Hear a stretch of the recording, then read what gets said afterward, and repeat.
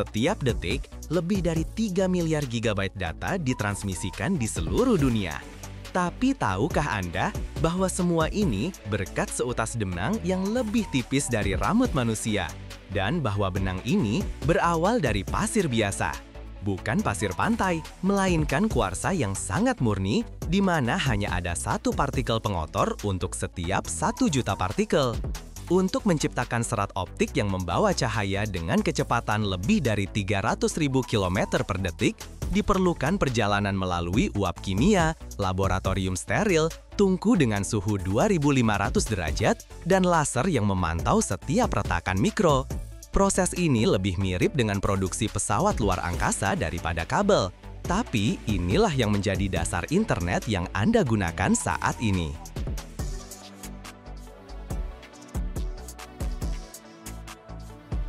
Untuk menciptakan seutas benang yang mampu mentransmisikan cahaya dengan kecepatan hampir 300.000 km per detik, kita harus mulai dari pasir. Tapi bukan sembarang pasir, melainkan pasir kuarsa yang sangat murni, di mana bahan utamanya adalah silikon dioksida. Untuk produksi serat optik, digunakan pasir dengan kandungan silika lebih dari 99,9%, yang berarti dalam 1 juta partikel hanya ada 1 partikel pengotor. Bayangkan saja, dalam setiap kilogram bahan baku tidak lebih dari beberapa miligram pengotor. Dan ini sangat penting, karena bahkan partikel logam asing sekecil apapun dapat menyebabkan penyebaran atau penyerapan cahaya. Dan sinyal yang seharusnya menempuh jarak hampir 100 km tanpa penguatan akan hilang begitu saja.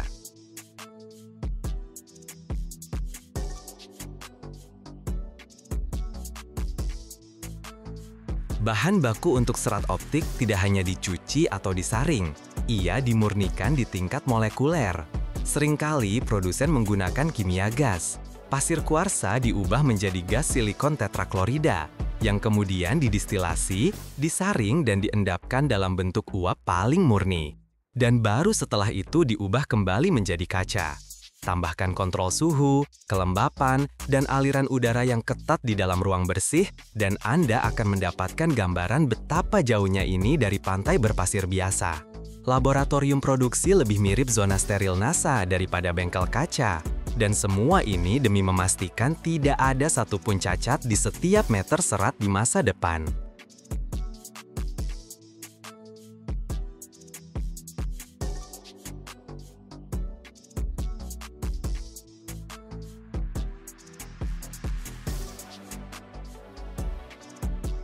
Silinder kaca transparan besar yang nantinya akan dilelehkan dan ditarik menjadi benang yang sangat tipis adalah preform serat optik. Bilet kaca raksasa ini dibuat dengan metode yang disebut deposisi uap. Di dalam tungku besar, udara dicampur dengan gas-gas yang sangat murni. Uap ini masuk ke permukaan bagian dalam sebuah tabung transparan yang dipanaskan dengan sangat kuat. Ketika uap menyentuh dinding yang panas, mereka mengendap dan berubah menjadi tetesan-tetesan kecil kaca seperti embun yang berkumpul di daun di pagi hari. Perlahan-lahan, tetesan-tetesan ini menumpuk lapis demi lapis, hingga di dalam tabung terbentuk lapisan kaca yang tebal. Kemudian, tabung ini dipanaskan lebih kuat lagi, dan ia menyatu menjadi batangan padat yang utuh. Inilah preform kita.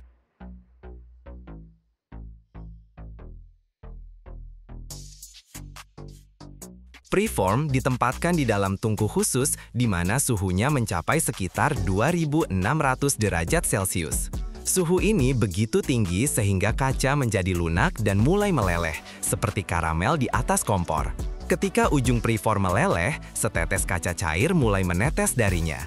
Tetesan ini dengan sangat hati-hati ditarik ke bawah dan darinya terbentuklah seutas benang yang sangat tipis.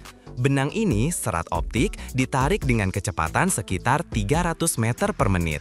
Bayangkan, itu lebih cepat dari gerakan seorang pesepeda di kota. Penting agar benang memiliki ketebalan yang sama di sepanjangnya.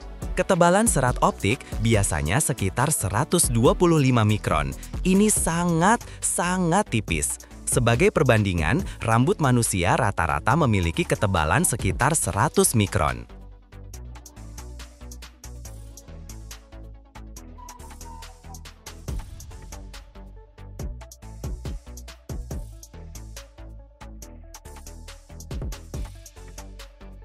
Untuk menjaga diameter ini tetap terkendali, ada perangkat khusus dalam prosesnya. Mereka memantau benang secara real-time dan mengukur ketebalannya. Jika benang mulai menjadi lebih tebal atau lebih tipis, sistem secara otomatis mengubah kecepatan penarikan atau suhu tungku untuk memperbaikinya. Setelah serat optik ditarik dan menjadi benang transparan yang tipis, ia perlu dilindungi. Serat ini sangat tipis dan rapuh, oleh karena itu, segera setelah ditarik, ia dilapisi dengan lapisan pelindung khusus. Benang tipis ditarik dari tungku. Setelah tungku, ia langsung masuk ke mesin pelapis, perangkat khusus yang mengenakan selubung plastik pada benang.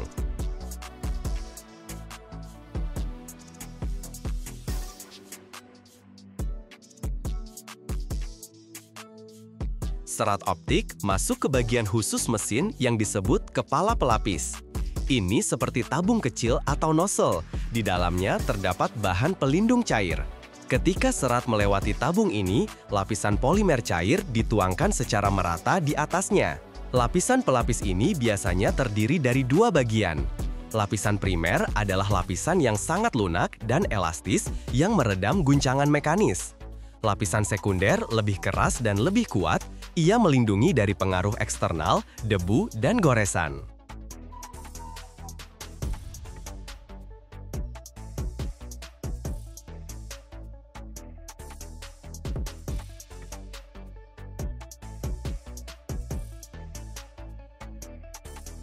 Setelah lapisan cair diaplikasikan, serat melewati roll pembentuk khusus. Mereka mengatur ketebalan dan kerataan lapisan. Setelah polimer diaplikasikan dan dibentuk, serat melewati zona sinar ultraviolet. Di sini, polimer di bawah pengaruh lampu UV langsung mengeras. Proses ini disebut polimerisasi. Siapa di antara Anda yang melakukan manikur tahu bagaimana ini terjadi? Lampu ultraviolet mengaktifkan reaksi kimia dalam polimer. Berkat ini, lapisan dengan cepat menjadi keras, namun tetap mempertahankan elastisitasnya.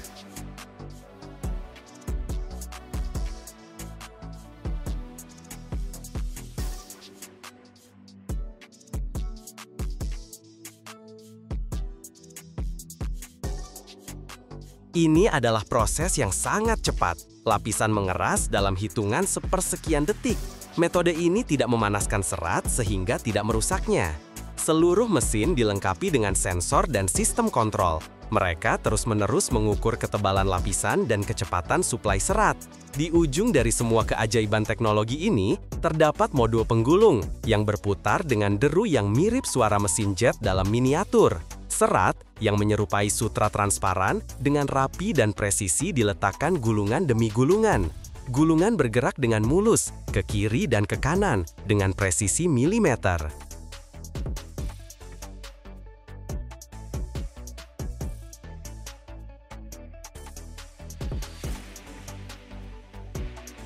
Di sekelilingnya ada sensor, laser, dan kamera.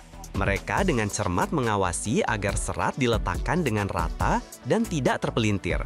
Setiap menit, lapisan-lapisan baru ditambahkan ke gulungan. Bayangkan, dalam beberapa jam sudah ada beberapa kilometer serat yang sangat tipis dan hampir tak terlihat. Dan semua ini tanpa satupun putus, tanpa satupun goresan. Sebelum mulai dipasang menjadi kabel, serat dari gulungan dengan hati-hati dipindahkan ke lini produksi. Karena satu kabel biasanya berisi beberapa serat, benang-benang tunggal digabungkan menjadi pita atau modul.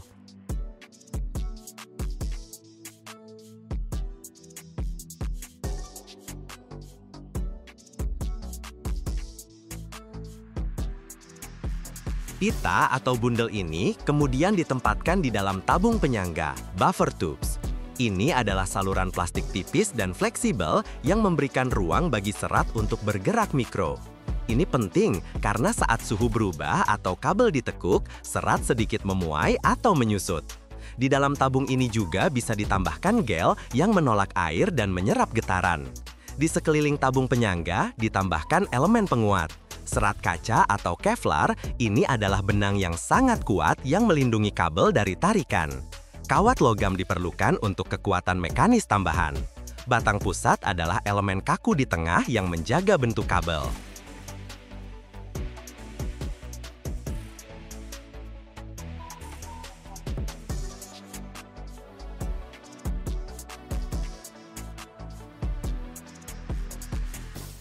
Semua ini dibungkus dengan selubung luar. Ini adalah tabung plastik atau polietilen padat yang tahan terhadap sinar ultraviolet, kelembapan, hewan pengerat, dan perubahan suhu. Kabel diuji, kapasitas setiap serat diperiksa, begitu juga kekuatan tekuk dan ketahanan terhadap kelembapan. Kemudian, kabel digulung ke drum besar, diberi label, ditambahkan dokumen teknis, dan siap untuk diangkut dan dipasang. Setiap tahun, dunia menciptakan rantai jangkar raksasa yang mampu menahan kekuatan lebih dari 1.500 ton, cukup untuk menahan seluruh rangkaian kereta api berisi batu bara. Satu mata rantai saja bisa memiliki berat lebih dari 500 kg dan tebalnya sebanding dengan batang pohon. Tapi bagaimana sepotong baja membara biasa bisa menjadi struktur sekuat ini? Ujian apa saja yang harus dilewati setiap meter dari ular baja ini sebelum berakhir di dasar samudra? Tetaplah bersama kami sampai akhir untuk melihat proses yang penuh dengan api, percikan, dan rahasia rekayasa sejati.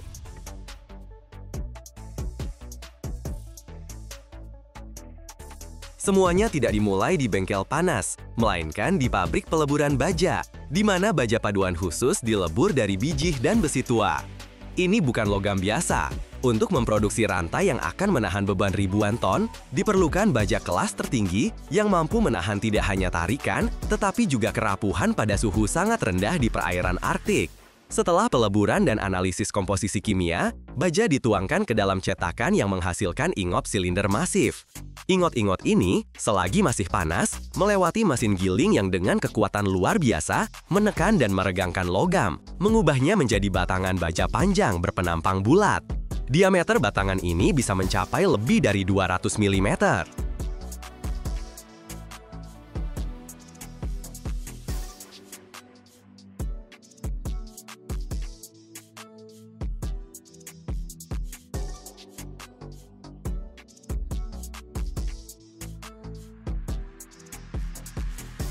Bengkel produksi adalah kerajaan api dan logam.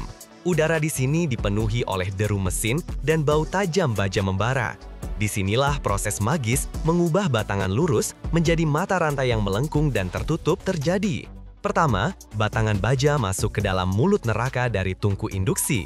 Dalam hitungan menit, medan elektromagnetik yang kuat memanaskannya hingga suhu 1200 derajat Celcius. Logam menjadi plastis dan mudah dibentuk. Selanjutnya, batangan yang membara segera dimasukkan ke mesin pres pembengkok. Lengan-lengan hidrolik dengan mudah membengkokkannya, memberinya bentuk U yang khas.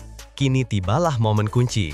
Bilet berbentuk U yang masih panas dimasukkan melalui mata rantai terakhir yang sudah jadi dari rantai yang akan dibuat.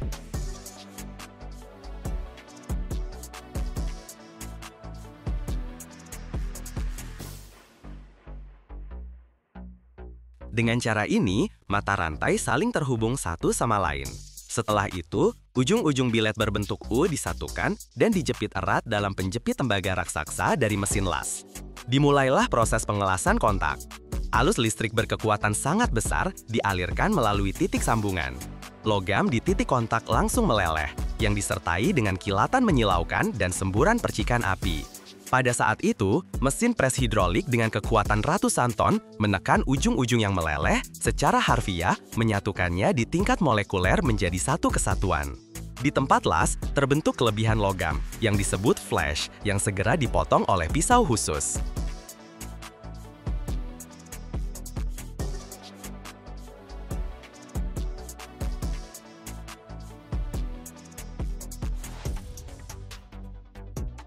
Selagi mata rantai masih mempertahankan suhu tinggi setelah pengelasan, di tengahnya dipasang sebuah penopang khusus, stud. Detail melintang ini tidak hanya memberikan kekakuan tambahan pada mata rantai, tetapi yang terpenting mencegah deformasi dan kekusutan selama penggunaan. Setelah pemasangan penopang, seluruh rantai atau bagian-bagiannya melewati proses perlakuan panas. Rantai dipanaskan kembali hingga suhu yang ditentukan secara presisi, lalu didinginkan secara tiba-tiba di dalam kolam air besar. Proses ini, yang dikenal sebagai pengerasan, quenching, membuat baja menjadi sangat keras, tetapi pada saat yang sama juga rapuh. Untuk menghilangkan kerapuhan ini, rantai dipanaskan lagi, tetapi ke suhu yang lebih rendah dan dibiarkan mendingin perlahan di udara. Tahap ini disebut tempering.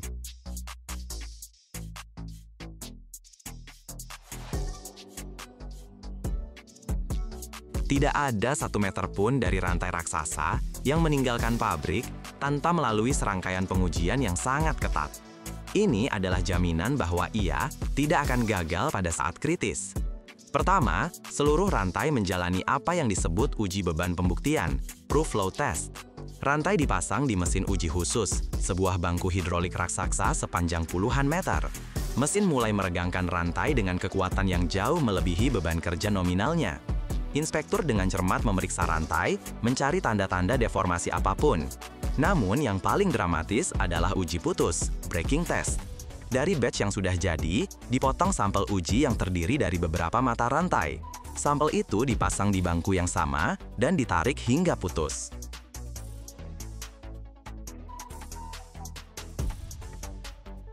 Suara retakan yang memekakkan telinga dari logam yang putus bukanlah tanda kegagalan, melainkan konfirmasi terbaik dari kualitas seluruh batch. Setelah pengujian mekanis, setiap mata rantai diperiksa menggunakan ultrasonik untuk mendeteksi cacat internal tersembunyi. Hanya setelah berhasil melewati semua tahap ini, rantai tersebut mendapatkan sertifikat kualitas. Saat dimuat ke transportasi, ia terlihat seperti ular baja yang sedang tidur, siap memulai tugas sunyinya di kedalaman lautan. Untuk rantai kelas tertinggi, beban ini bisa melebihi 1.000 ton. Ini berarti rantai diregangkan dengan kekuatan yang setara dengan berat 3 pesawat Boeing 747. Beban putus minimum untuk produk semacam ini seringkali melebihi 1.500 ton.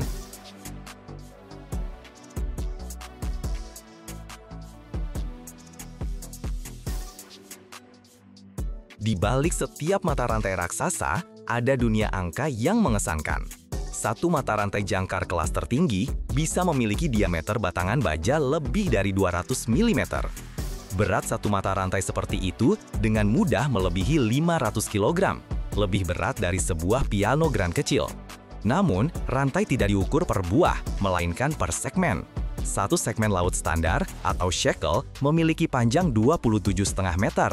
Rantai jangkar lengkap untuk sebuah supertanker bisa terdiri dari 12 atau 15 segmen seperti itu, mencapai panjang total lebih dari 400 meter. Berat totalnya dengan mudah melebihi 200 atau 250 ton sebanding dengan berat 2 paus biru dewasa. Setiap tahun, ratusan ribu kilometer rel baru dipasang di seluruh dunia, cukup untuk mengelilingi bumi beberapa kali. Namun, sedikit yang berpikir bagaimana sepotong besi tua bisa menjadi batangan baja yang sangat lurus, mampu menahan berat kereta bertonton dan kecepatan lebih dari 300 km per jam. Di dalam tungku, suhu mencapai 1.500 derajat. Logam membara mengalir seperti lava matahari dan presisi diukur hingga 1/10 mm. Dan yang terpenting, ada sebuah rahasia yang jarang diperlihatkan ke publik. Jika Anda menonton sampai akhir, Anda akan mengetahui rahasia yang membuat rel mampu bertahan puluhan tahun tanpa satupun sambungan.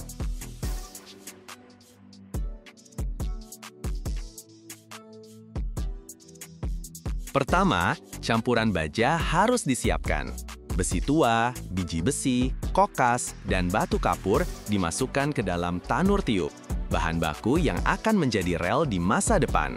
Suhu di dalam tungku mencapai lebih dari 1.500 derajat, dan di bawah panas yang luar biasa ini, logam menjadi cair, berwarna seperti matahari yang membara.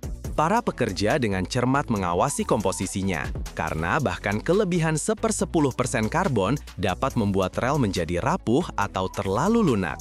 Setelah peleburan, baja yang membara dituangkan ke dalam cetakan. Cetakan logam yang membentuk balok persegi panjang yang disebut ingat atau slab.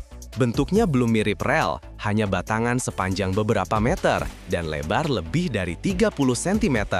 Setelah peleburan, baja yang membara dituangkan ke dalam cetakan. Cetakan logam yang membentuk balok persegi panjang yang disebut ingat atau slab. Bentuknya belum mirip rel, hanya batangan sepanjang beberapa meter dan lebar lebih dari 30 cm. Tahap ini adalah fondasi dari seluruh proses. Jika kualitas baja buruk, penggilingan yang sempurna pun tidak akan menyelamatkannya. Oleh karena itu, kontrol di sini hampir seperti sebuah ritual. ahli kimia memeriksa komposisi, ahli metalurgi mengontrol suhu, dan sensor otomatis mencatat keseragaman pendinginan. Dan hanya ketika semuanya sesuai, billet dikirim lebih jauh, ke dalam api dari bengkel penggilingan.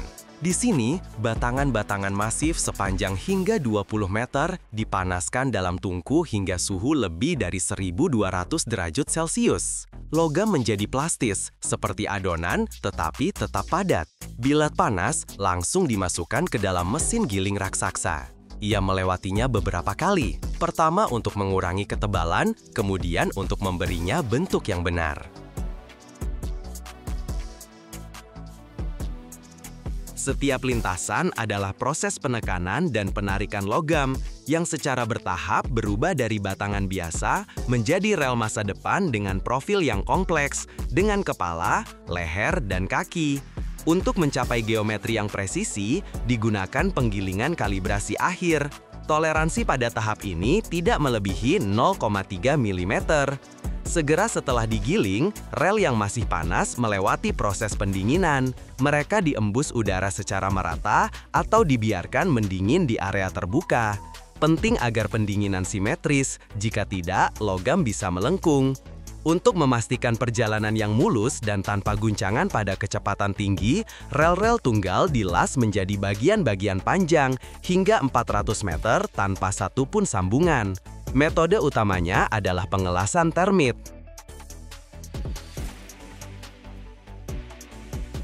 Dalam cetakan khusus, celah beberapa milimeter dibiarkan di antara dua rel. Campuran baja cair dituangkan ke sana, yang terbentuk dari reaksi bubuk aluminium dengan oksida besi. Suhu mencapai 2500 derajat. Cairan ini menembus kedua bagian rel dan meliputi area sambungan. Ketika mendingin, terbentuklah sambungan monolitik yang lebih kuat dari rel itu sendiri. Setelah itu, kelebihan logam dipotong dan area las dihaluskan hingga rata sempurna. Setiap sambungan melewati pemeriksaan, dipindai dengan ultrasonik untuk memastikan tidak ada retakan mikro tersembunyi.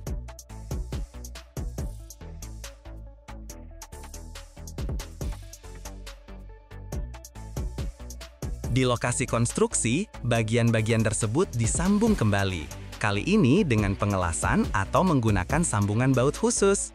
Hasilnya adalah untayan rel yang membentang berkilo-kilometer tanpa satu pun bunyi klik.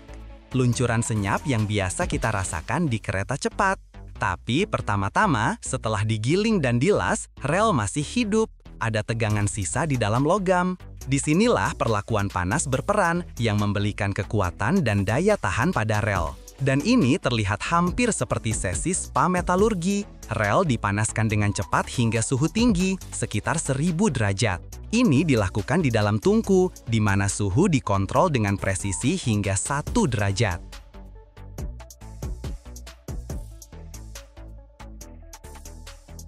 Kemudian, rel didinginkan secara instan.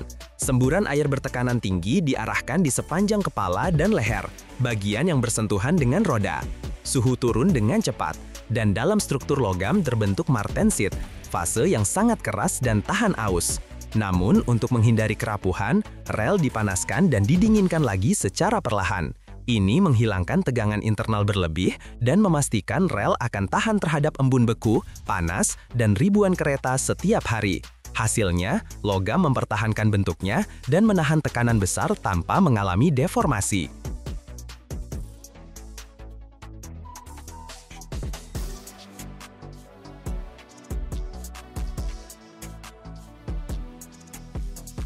Sebelum rel dikirim, ia melewati serangkaian pengujian ketat, seolah-olah ingin bergabung dengan pasukan angkutan cepat.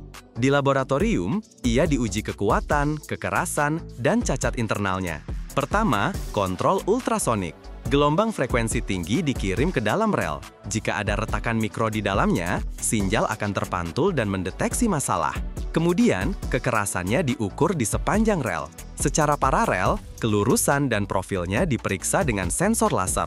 Dan sebagai penutup, uji lentur dan benturan. Sebuah fragmen rel diberi beban tekanan yang puluhan kali lebih besar dari berat kereta, untuk memastikan ia akan tahan terhadap tantangan apapun.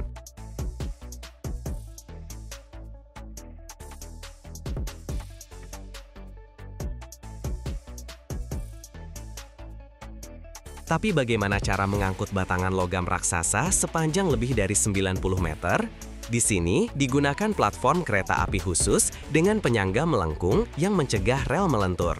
Terkadang, rel diangkut dalam kondisi sudah dilas menjadi bagian yang lebih panjang, dari 400 hingga 600 meter. Sebelum pemasangan, rel bisa dipanaskan atau didinginkan tergantung pada suhu lingkungan. Ini diperlukan untuk mengimbangi pemuaian dan penyusutan termal logam. Jika tidak, saat panas ia akan melengkung dan saat dingin akan timbul celah berbahaya. Dalam prakteknya, setiap rel dipasang dengan mempertimbangkan perubahan fisik ini dengan menetapkan apa yang disebut titik tegangan netral suhu.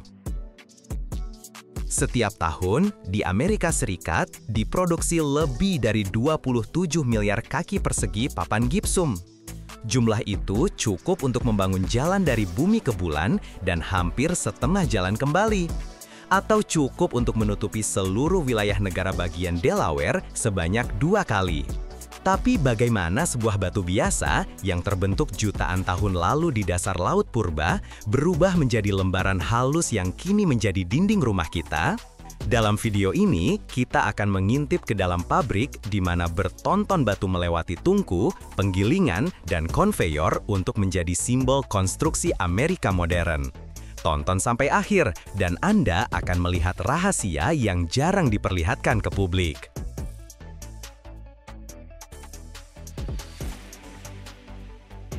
Angka di balik produksi papan gipsum di Amerika Serikat tidak hanya besar, tapi astronomis.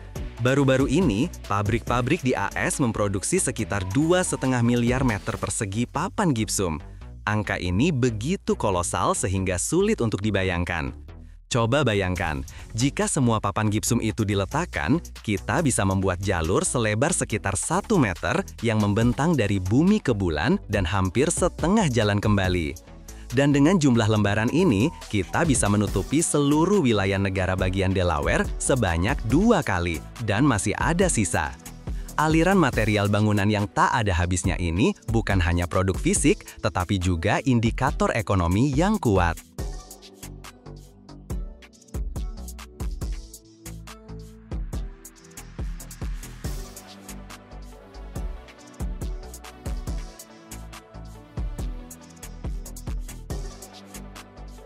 Pasar papan ini di AS diperkirakan bernilai puluhan miliar dolar, yang tidak hanya mencerminkan biaya material itu sendiri, tetapi juga ribuan pekerjaan di tambang dan pabrik dalam logistik dan konstruksi.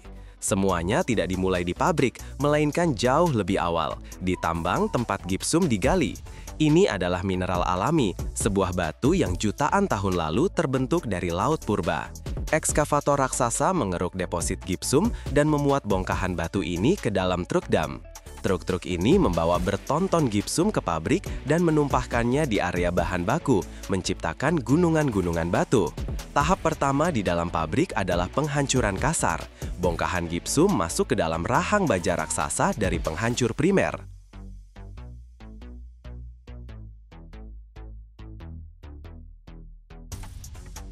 Dengan deru dan derit yang memekakkan telinga, mesin ini memecah batu-batu besar menjadi potongan-potongan lebih kecil seukuran kepalan tangan. Kemudian, gipsum yang sudah dihancurkan ini diangkut dengan ban berjalan ke penggilingan sekunder. Di sini, puluhan palu baja yang berputar dengan kecepatan tinggi menghancurkan potongan-potongan ini menjadi fraksi yang lebih kecil lagi, mengubahnya menjadi sesuatu yang mirip kerikil kasar. Tapi itu pun belum cukup. Tahap penghancuran terakhir mengubah gipsum menjadi bubuk sehalus bedak. Bubuk ini menjadi sangat halus sehingga menyerupai tepung. Bubuk inilah bahan baku utamanya, tetapi di dalamnya masih tersimpan rahasia yang perlu diungkap.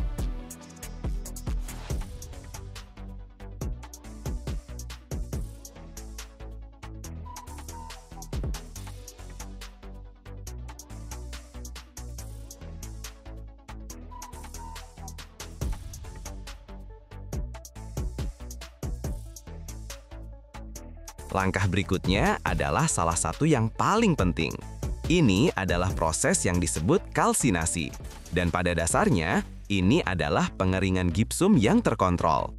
Faktanya, dalam struktur kristal gipsum alami terperangkap molekul-molekul air. Agar papan gipsum bisa mengeras, air ini harus dihilangkan untuk sementara. Untuk itu, bubuk putih ini dimasukkan ke dalam tungku besar yang berputar perlahan. Di dalam tungku ini, suhu dijaga dengan sangat presisi, sekitar 150 derajat Celcius. Bubuk gipsum yang perlahan bergerak di dalamnya dipanaskan dan air yang terikat di dalamnya berubah menjadi uap.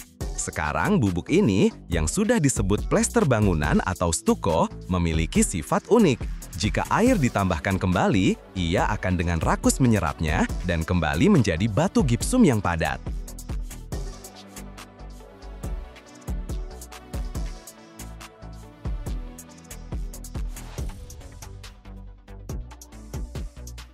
Dan sekarang, dimulailah bagian yang paling spektakuler, pembuatan lembaran itu sendiri.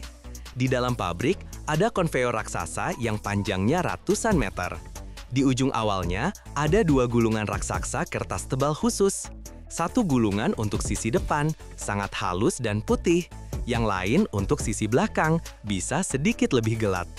Pita dari gulungan bawah dilepas dan diletakkan di atas konveyor, membentuk jalur tak berujung. Secara bersamaan, di dalam mixer raksasa yang mirip pengolah makanan industri, disiapkan inti papan. Bubuk gipsum yang haus tadi, air, dan berbagai macam bahan tambahan terus-menerus dimasukkan ke dalamnya.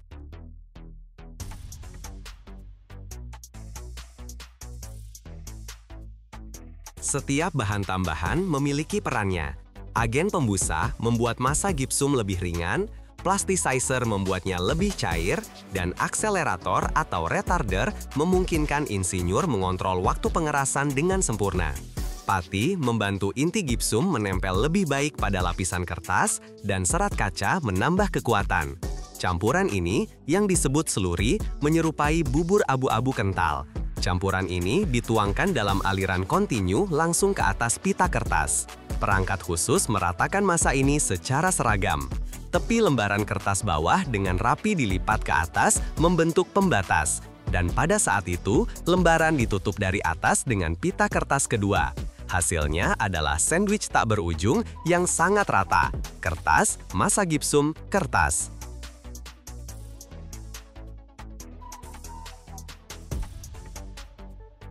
Sandwich ini segera melewati 2 roll yang menekannya hingga ketebalan yang ditentukan secara presisi, misalnya 12,5 mm. Lembaran papan gipsum yang baru terbentuk masih lunak dan basah, melanjutkan perjalanannya di atas konveyor yang sangat panjang yang disebut jalur pengerasan. Panjangnya bisa mencapai beberapa ratus meter. Saat lembaran perlahan bergerak, keajaiban nyata terjadi di dalamnya. Bubuk gipsum bereaksi dengan air, kembali berubah menjadi batu padat dan melepaskan panas dalam prosesnya. Di ujung jalur panjang ini, ada sebuah pisau terbang.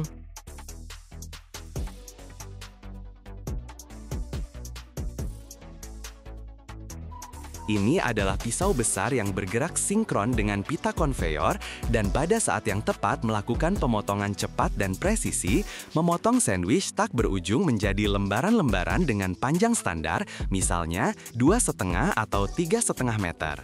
Lembaran yang sudah dipotong sekarang sudah padat tetapi masih sangat basah.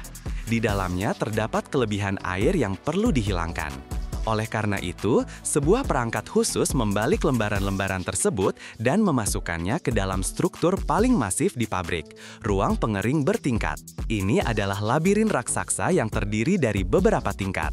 Lembaran papan gipsum perlahan bergerak melalui tingkat-tingkat ini, menempuh perjalanan beberapa ratus meter di dalam oven besar.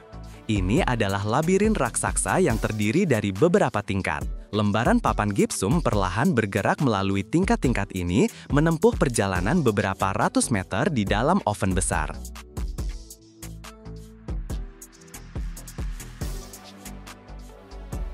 Udara panas yang bersirkulasi di dalamnya dengan hati-hati menguapkan kelebihan kelembapan dari lembaran. Suhu di sini dikontrol dengan sangat teliti. Proses ini bisa berlangsung sekitar 1 jam. Saat keluar dari pengering, muncullah produk yang sudah kita kenal. Lembaran papan gipsum yang sangat kering, ringan, dan kuat.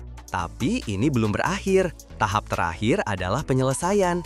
2 lembaran yang sudah jadi ditumpuk dengan sisi depannya saling berhadapan. Tepi-tepinya dipotong dengan sempurna. Di ujungnya ditempelkan pita kertas dengan informasi produsen. Setelah itu, lengan-lengan robotik dengan presisi dan keanggunan luar biasa mengangkat lembaran-lembaran yang sudah jadi dan menumpuknya dalam tumpukan yang sangat rapi di atas palet.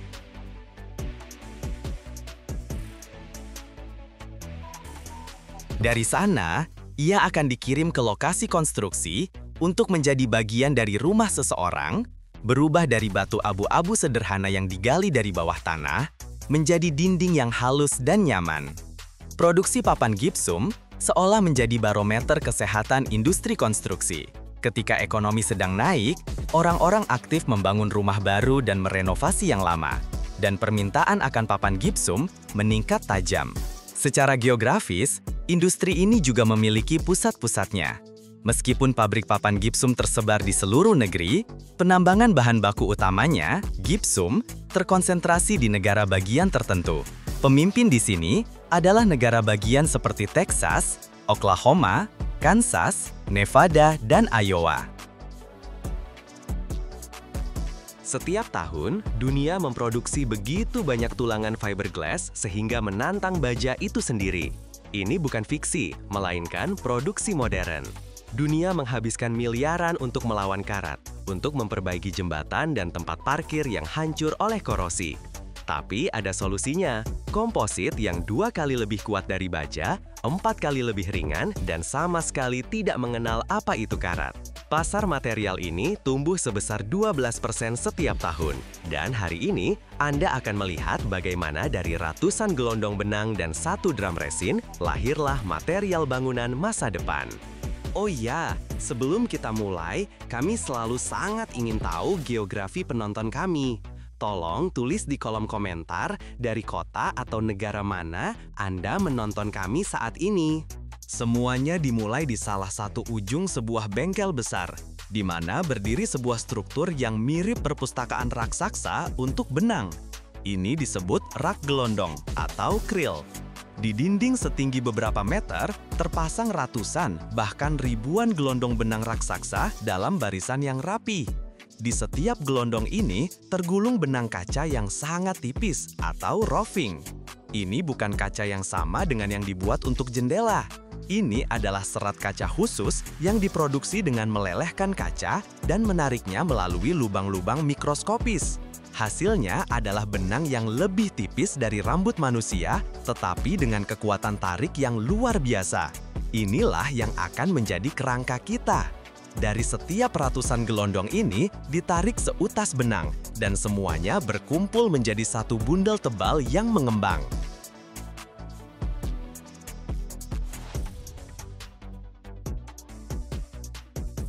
Selanjutnya, sungai serat kaca ini memulai perjalanannya. Ia melewati sistem pemandu dan perangkat penegang. Setiap dari ribuan benang harus ditarik dengan kekuatan yang sama. Jika satu benang kendur, sementara yang lain terlalu kencang, maka pada produk akhir, beban tidak akan terdistribusi secara merata dan produk akan kehilangan kekuatannya. Bundel kaca yang kering perlahan-lahan dicelupkan ke dalam bak yang berisi cairan kental dan lengket, mirip seperti madu. Ini adalah resin polimer, daging kita, yang akan tumbuh di atas kerangka kaca. Ini adalah koktail kimia yang kompleks. Dasarnya biasanya adalah resin polyester, vinyl ester, atau epoksi. Ditambahkan pula pengeras, sebuah katalis yang akan memulai reaksi kimia dan membuat cairan berubah menjadi plastik padat.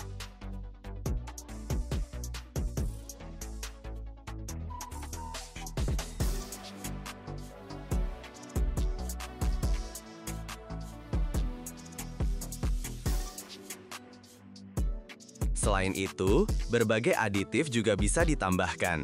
Pigmen untuk memberi warna, inhibitor ultraviolet agar tulangan tidak takut sinar matahari, dan penghambat api untuk ketahanan terhadap api. Tugas bak ini adalah meresapi setiap serat, bahkan yang terkecil sekalipun. Bundel harus benar-benar tenggelam dalam resin ini agar tidak ada satu area kering pun yang tersisa. Bundel yang sudah jenuh dan berat karena resin lengket keluar dari bak dan menuju titik kelahirannya, cetakan dai pembentuk. Inilah jantung dari seluruh proses. Bayangkan sebuah lempengan baja tebal dengan lubang bundar sempurna yang dipoles, yang diameternya presis sesuai dengan diameter batang yang akan dibuat. Die ini dipanaskan hingga suhu tertentu.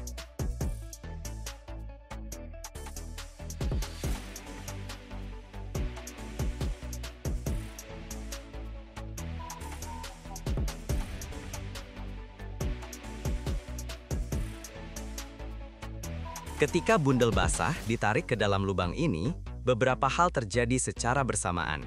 Pertama, die seperti mesin pres memeras semua kelebihan resin. Kedua, ia memadatkan semua serat kaca menjadi satu, membentuk batang bundar yang sempurna. Ketiga, panas dari die memulai tahap awal reaksi pengerasan. Saat keluar dari die, kita sudah bisa melihat bentuk batang yang familiar, tetapi ia masih lunak dan rentan. Tapi bagaimana ia mendapatkan permukaan bergeriginya yang terkenal? Segera setelah keluar dari die, saat batang masih panas dan lunak, seutas benang khusus dari serat kaca yang sama dililitkan di atasnya. Benang tipis yang sudah direndam resin dililitkan secara spiral di permukaan batang, menciptakan pola relief.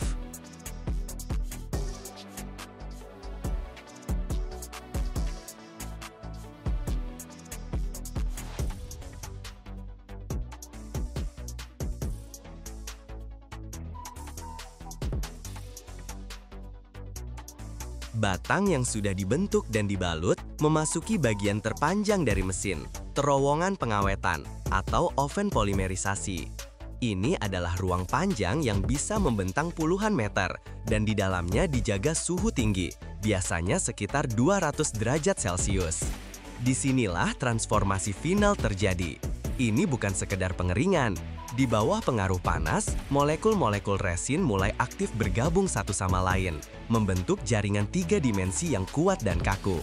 Sirup cair yang lengket berubah menjadi material komposit yang sangat kuat dan keras, yang mengikat jutaan serat kaca menjadi satu kesatuan monolit. Saat batang perlahan bergerak melalui terowongan panas ini, ia memperoleh kekerasan akhirnya yang seperti batu.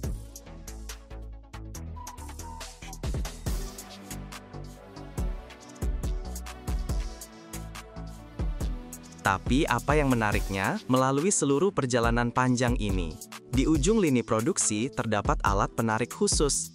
Biasanya ini adalah 2 mekanisme ulat mirip seperti rantai tank yang terletak satu di atas yang lain. Mereka dengan lembut namun sangat kuat menjepit batang yang sudah jadi dan keras, lalu dengan kecepatan konstan yang diatur dengan presisi menariknya ke arah mereka.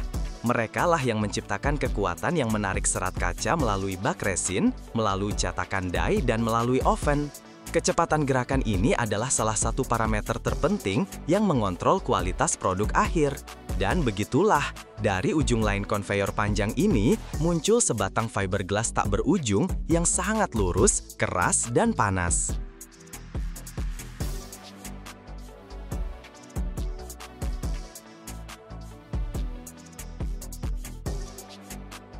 Tahap terakhir adalah pemotongan. Di seberang lini produksi, terpasang sebuah gergaji otomatis. Gergaji ini disinkronkan dengan kecepatan gerakan batang. Pada saat yang tepat, ia melakukan gerakan cepat ke depan dan dengan suara "wush" yang tajam, memotong sepotong batang dengan panjang standar dari pita tak berujung, misalnya 6 atau 12 meter. Kemudian, ia kembali ke posisi semula. Batang-batang yang sudah jadi masih hangat, menggelinding ke meja pendingin, kemudian dikumpulkan menjadi bundel, diikat, dan dikirim ke gudang. Dan begitulah di depan mata kita, ribuan benang kaca rapuh dan 1 drum cairan lengket, setelah melewati perjalanan melalui bak, mesin pres, dan oven, berubah menjadi material bangunan masa depan yang ringan namun luar biasa kuat. Pasar tulangan fiberglass memang belum menjadi raksasa seperti pasar baja, tetapi ia adalah pendatang baru paling berani yang dengan cepat mendapatkan popularitas. Pasar global material ini sudah dinilai ratusan juta dolar dan prediksinya sungguh luar biasa. Diharapkan akan tumbuh sebesar 10 hingga 12% setiap tahunnya. Dan sekarang tentang keunggulan utama yang membuat tulangan baja jadi gugup. Yang pertama dan paling jelas, berat. Tulangan fiberglass sekitar 4 kali lebih ringan dari baja dengan diameter yang sama. Bayangkan sebuah truk. ia bisa membawa 4 kali lebih banyak tulangan fiberglass dalam 1 kali jalan dibandingkan baja.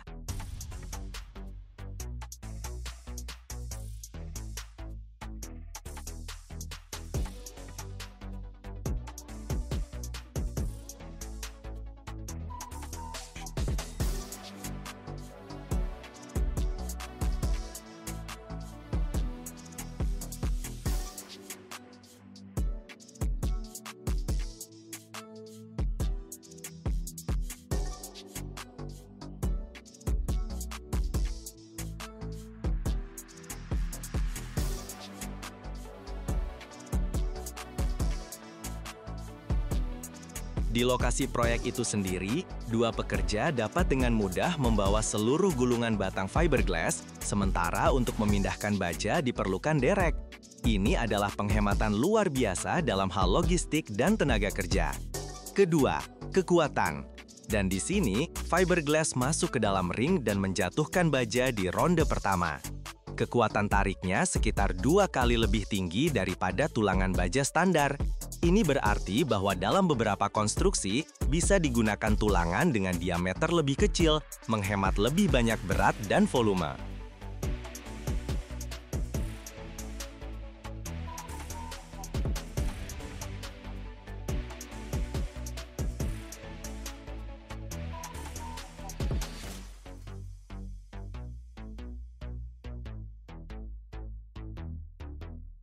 Tapi kartu truf utama, kekuatan super sejati dari fiberglass adalah perangnya melawan karat. Musuh utama dari setiap struktur beton bertulang, dari jembatan hingga tempat parkir, bukanlah beban, melainkan karat. Air dan garam meresap melalui retakan mikro di beton, mencapai tulangan baja, dan baja mulai berkarat. Karat mengembang dalam volume dan secara harfiah merobek beton dari dalam. Dan fiberglass, ia hanya menertawakan karat. Ia bersifat inert secara kimia. Ia sama sekali tidak peduli dengan air, garam, asam maupun basa. Ini berarti umur layanan struktur meningkat secara drastis. Struktur beton yang diperkuat dengan baja dirancang untuk bertahan sekitar 50 tahun. Sedangkan struktur dengan tulangan fiberglass dapat dengan mudah dirancang untuk bertahan lebih dari 100 tahun.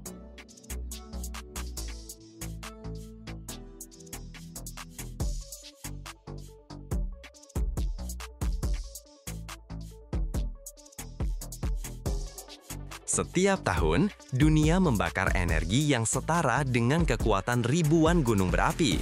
Dan semua ini dapat ditahan berkat material yang hampir tidak pernah terpikirkan oleh siapapun, batu tahan api. Pasarnya melebihi 30 miliar euro, dan lebih dari 70% dari massa ini diserap oleh satu industri, metalurgi. Hanya untuk melapisi satu tanur tiup atau blast furnace saja, dibutuhkan hingga 4.000 ton batu bata seperti ini. Bagaimana tanah liat biasa berubah menjadi batu yang mampu menahan suhu lebih dari 1.600 derajat? Dan mengapa tanpa material ini, pabrik-pabrik, bahkan perapian di rumah kita akan berhenti berfungsi? Tonton dengan saksama, selanjutnya semua akan menjadi jelas. Dasar dari semuanya bukanlah tanah liat merah biasa, melainkan jenis khususnya, tanah liat tahan api atau kaolin.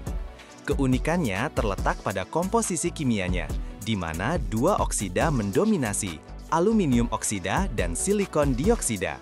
Kandungan tinggi kedua oksida inilah yang memberikan bahan baku ini sifat utamanya, titik leleh yang sangat tinggi. Untuk memberikan stabilitas pada produk akhir, produsen menggunakan trik teknologi. Sebagian tanah liat yang ditambang tidak langsung dikirim ke produksi, melainkan dibakar terlebih dahulu dalam tungku pada suhu hingga 1.500 derajat. Akibat proses ini, tanah liat kehilangan plastisitasnya dan berubah menjadi material yang sangat kuat seperti batu, yang disebut camot atau grog.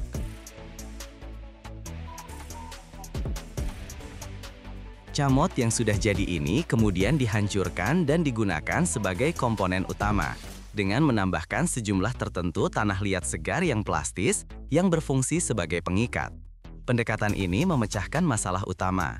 Ia secara signifikan mengurangi penyusutan produk selama pengeringan dan pembakaran akhir, mencegah deformasi dan keretakan. Jadi, proses dimulai dengan persiapan komponen. Tanah liat yang ditambang dan camot yang telah disiapkan sebelumnya masuk ke lini penghancuran. Rahang raksasa dari mesin penghancur memecah bongkahan besar, dan kemudian gilingan roll dan bola tanpa henti menggilingnya hingga menjadi bubuk halus dengan ukuran butir yang ditentukan secara presisi.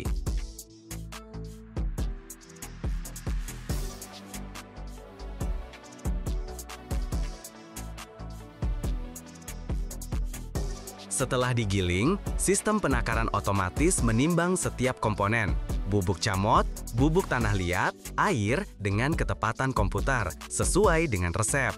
Semua campuran ini dikirim ke mixer kuat, di mana ia diaduk secara intensif hingga membentuk massa yang benar-benar homogen, yang dikenal sebagai body atau campuran. Selanjutnya, massa tak berbentuk ini harus mendapatkan wujudnya. Metode yang paling umum adalah pengepresan semi kering. Campuran yang mengandung sedikit kelembaban dimasukkan ke dalam cetakan logam berkekuatan tinggi.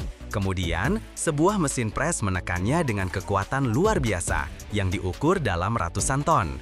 Berkat tekanan kolosal ini, hasilnya adalah balok padat dan halus dengan geometri sempurna, batu bata mentah.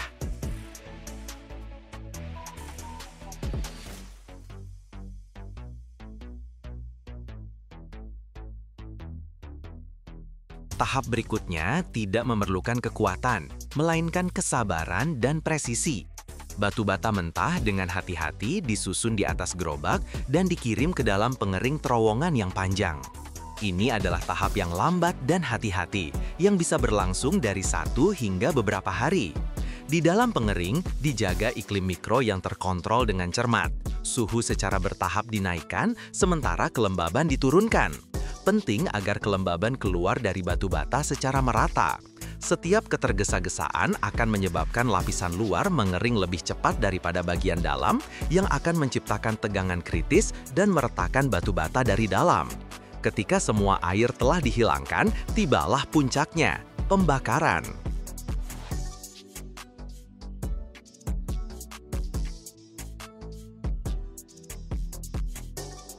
Batu bata memasuki terowongan api dari tungku, di mana ia mengalami kelahiran kembali yang sesungguhnya. Bergerak perlahan melalui zona-zona yang berbeda, ia secara bertahap dipanaskan hingga suhu puncak, yang untuk batu bata camot adalah 1400 derajat, dan untuk jenis alumina tinggi bisa melebihi 1750 derajat. Ini bukan sekedar pengeringan, ini adalah metamorfosis yang mendalam. Pada suhu seperti itu, partikel-partikel mineral melunak dan menyatu, membentuk struktur keramik yang kuat. Dalam sistem aluminium oksida dan silikon dioksida, terbentuk senyawa kristal baru, khususnya kristal mulit berbentuk jarum, yang seperti tulangan menembus seluruh struktur batu bata, memberinya kekuatan luar biasa.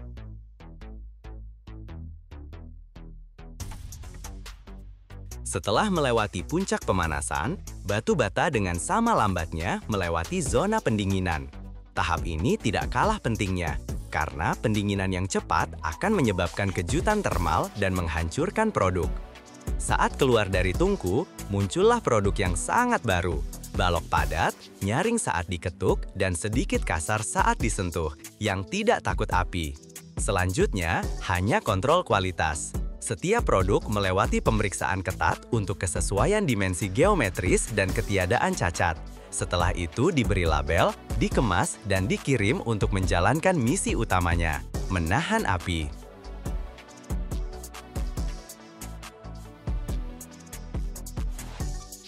Untuk memahami arti sebenarnya dari batu tahan api, ada baiknya melihat bahasa angka.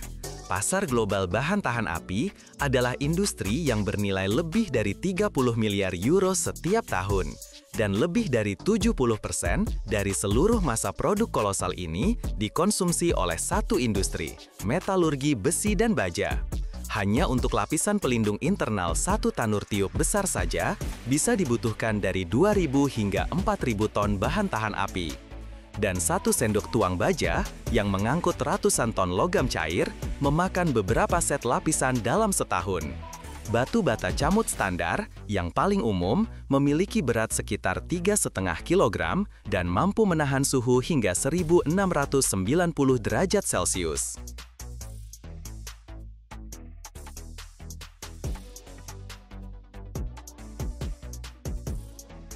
Batu tahan api digunakan untuk melapisi bagian dalam tanur tiop, tempat besi mentah dihasilkan dari biji. Batu ini juga melapisi konverter oksigen dan tanur busur listrik, di mana besi mentah diubah menjadi baja. Sendok tuang baja raksasa yang mengangkut logam membara juga dilindungi dari dalam oleh lapisan bahan tahan api. Dan untuk setiap zona unit, dipilih jenis batu bata khusus yang berbeda. Konsumen terpenting kedua adalah industri semen. Tanur putar yang panjangnya beberapa ratus meter, di mana klinker semen dibakar pada suhu 1450 derajat, sepenuhnya dilapisi dari dalam dengan jenis khusus batu tahan api.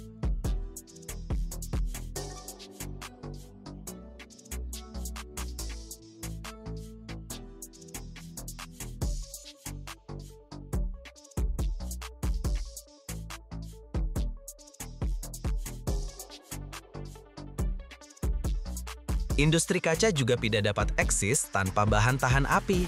Tungku rendam raksasa, di mana massa kaca dilebur pada suhu sekitar 1600 derajat, dilapisi dengan jenis batu bata khusus yang sangat tahan, yang mampu bertahan tidak hanya dari panas, tetapi juga dari serangan kimia agresif dari kaca cair selama bertahun-tahun.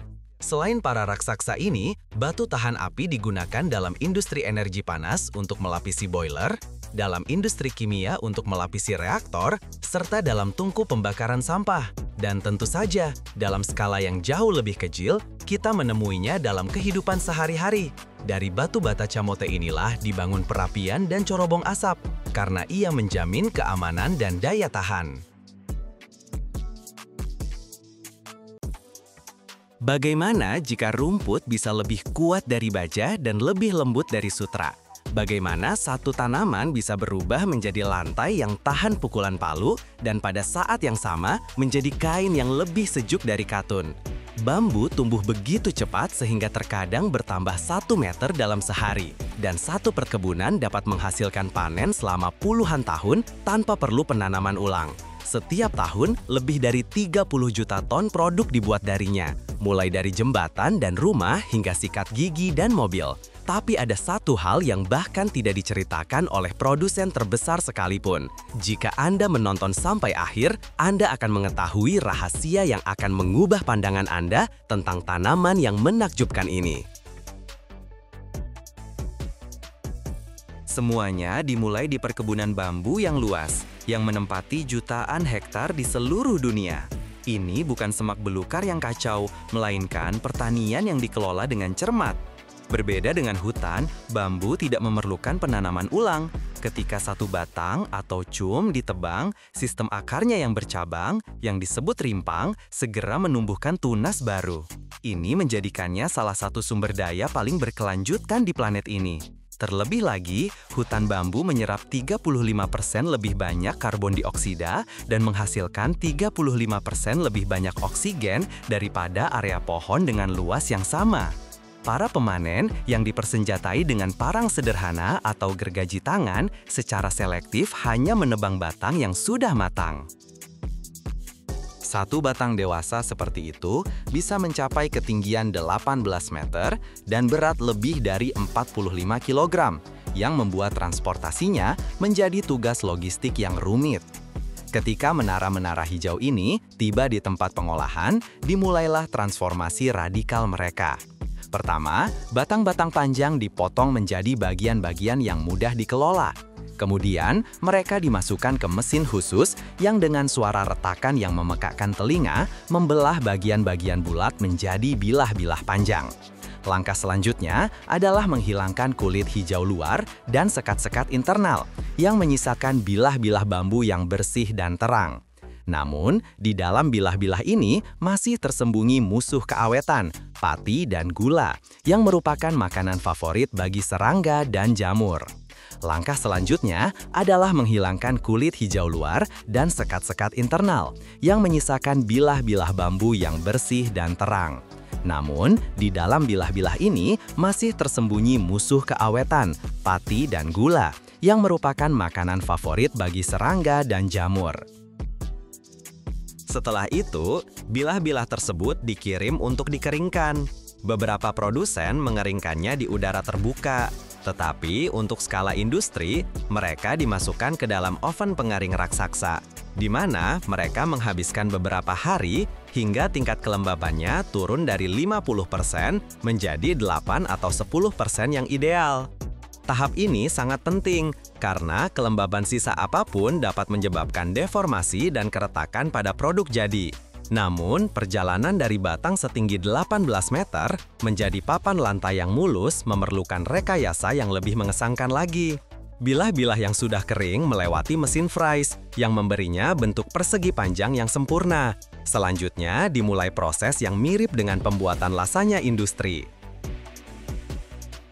Di sini, bilah-bilah bambu tidak hanya direkatkan, tetapi sepenuhnya dihancurkan menjadi serat-serat panjang, dicampur dengan resin ramah lingkungan, dan dimasukkan ke dalam mesin pres baja raksasa. Di bawah tekanan luar biasa yang mencapai lebih dari 200 kg per cm persegi dan suhu tinggi, massa ini berubah menjadi balok monolitik yang sangat padat. Kekerasan lantai seperti ini menurut skala jangka bisa melebihi 5.000 unit, yang membuatnya lebih dari 3 kali lebih keras dari kayu ek dan lebih tahan gores daripada sebagian besar jenis kayu tradisional. Namun, kekerasan hanyalah salah satu sisi dari bambu. Kekuatan super lainnya adalah kemampuannya untuk berubah menjadi sesuatu yang luar biasa lembut dan halus seperti sutra. Namun, kekerasan hanyalah salah satu sisi dari bambu. Kekuatan super lainnya adalah kemampuannya untuk berubah menjadi sesuatu yang luar biasa lembut dan halus seperti sutra. Proses ini, yang dikenal sebagai proses viskosa, dimulai dengan menghancurkan bahan baku bambu menjadi pulp selulosa. Pulp ini kemudian direndam dalam larutan natrium hidroksida dan kemudian karbon disulfida yang mengubahnya menjadi cairan kental dan pekat. Cairan ini, yang mirip dengan madu, ditekan melalui lubang-lubang sangat kecil di piringan logam yang disebut spinneret. Bayangkan sebuah pancuran mikroskopis. Saat keluar dari lubang, untayan-untayan tipis ini masuk ke dalam bak berisi asam sulfat, di mana mereka langsung mengeras, berubah menjadi serat-serat yang sangat panjang. Serat-serat ini kemudian dicuci, diputihkan, dikeringkan, dan dipintal menjadi benang, yang kemudian ditenun menjadi kain.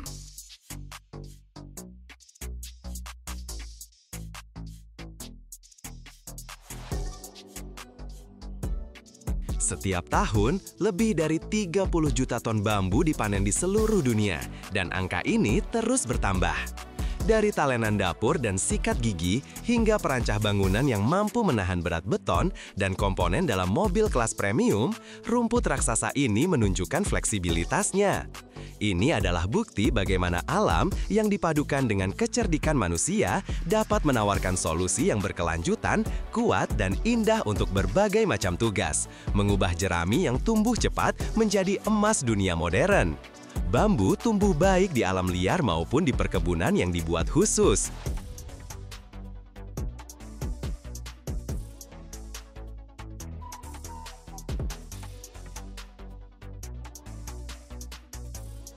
Bambu dibudidayakan untuk produksi bahan bangunan, tekstil, kertas, barang-barang interior, dan sebagai sumber biomasa. Di alam liar, ada lebih dari 1.000 spesies bambu. Ini adalah tanaman hijau abadi yang termasuk dalam keluarga rumput-rumputan. Bambu dikenal dengan pertumbuhannya yang sangat cepat. Beberapa spesies bisa tumbuh beberapa puluh sentimeter dalam sehari. Bambu berbunga sangat jarang, dan setelah berbunga dan berbuah, tanaman biasanya mati. Menanam bambu memerlukan pengetahuan dan perawatan tertentu, termasuk penanaman yang benar, penyiraman teratur, dan pemilihan varietas yang tepat untuk kondisi iklim tertentu.